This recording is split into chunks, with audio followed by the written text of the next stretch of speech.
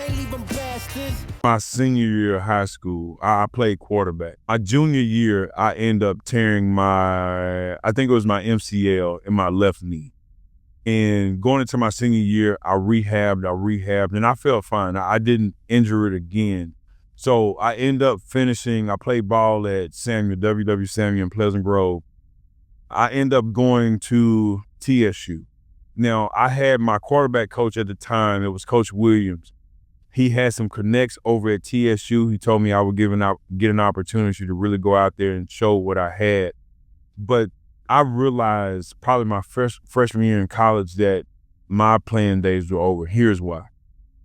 I didn't get a scholarship to go to TSU. So I was living with my uncle that was on the north side of Houston. If anybody knows about Houston, Houston is probably the fourth largest city in the U.S.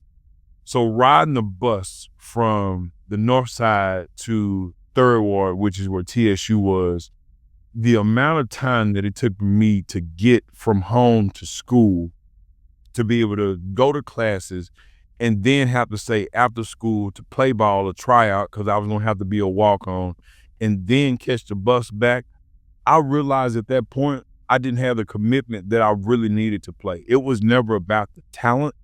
It was me not really getting out of my comfort zone. I'm an introvert by nature, so I don't really talk to a bunch of people. I'm not that person that's going to ask for help. I'm not reaching out and asking for direction. So I really kind of find myself in a situation where I was like, damn, you see an opportunity for you to go out, you can play. I mean, you can try out for the team. I felt back into a shell of myself, and I realized, like, you're not going to go and ask these people, how do you try for the team? How do you sign up? Any of that. I started to realize at that point that my career could be coming to an end. Now, my second year of school is when I started to meet the panel that I have here. So I think Ant was probably the first person that I met. I was going out, we was playing street ball. My talent, and everybody can attest to this, I could still play ball. Like, it was never the talent.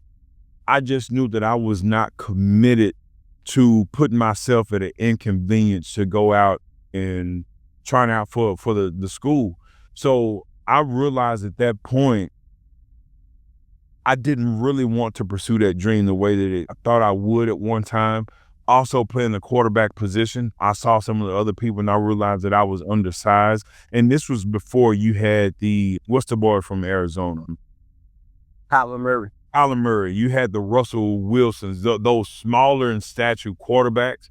So I think for me personally, it was kind of swallowing my pride and just understanding, like, you probably gonna be a Sandlot hero or Sandlot Hall of Famer for the rest of your life, but playing ball at the collegiate level, that was it for me. So I think that was my moment that I realized that, like, my high school, my football playing days were over with, bro. Feel like I'm at the tippy top of my game, looking down at the rafters.